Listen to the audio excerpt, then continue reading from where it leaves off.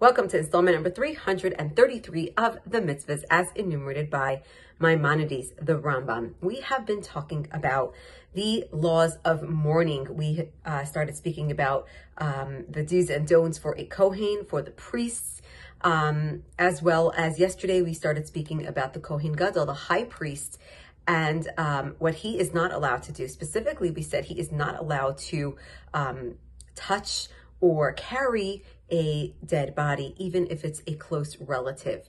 Today, we go one step further with negative commandment 166, which is the prohibition for a high priest, for a Kohen Gadol, even to be under the same roof, to be in the same room as a dead body.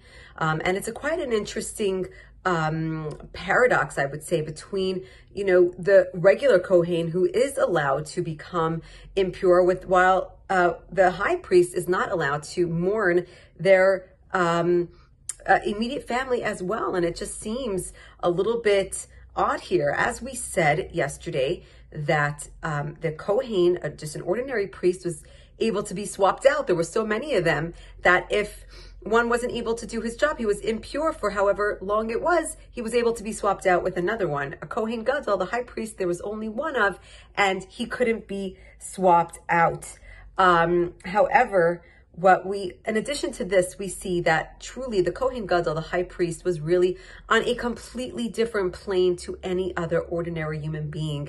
In order for him to do his specific work, his specific service in the temple, in the Beis HaMikdash, he really needed to remove himself from this physical world. He needed to remove himself from any earthly matter, and this included his immediate family. He removed himself from them in a physical way, not in a spiritual way, of course, and we are all spiritually connected.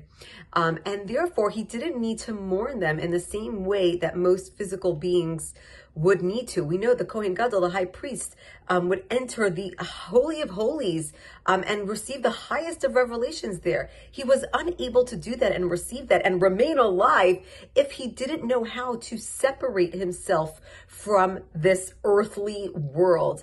And therefore, he was already removed from his immediate family. He was already separated, that he didn't need this same kind of mourning that ordinary human beings were. And to actually take it one step further is that once his immediate family was in the next world on a higher plane, we could almost say that now they came closer to where he was, to his spiritual plane where he was currently residing. Although in the physical world, in a physical body, he was really much more on a spiritual plane than on a physical. And as we said, every single one of us in our own way has our Kohen Gadol experience where we are one of a kind, that only we can accomplish the specific mission that we have. We cannot be swapped out with anybody.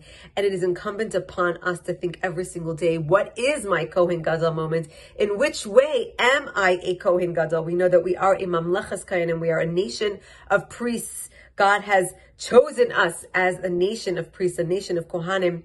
But in which way am I a Kohen Gadol? In which way do I stand out? In which way can I contribute to this world that nobody else can? Have a wonderful day.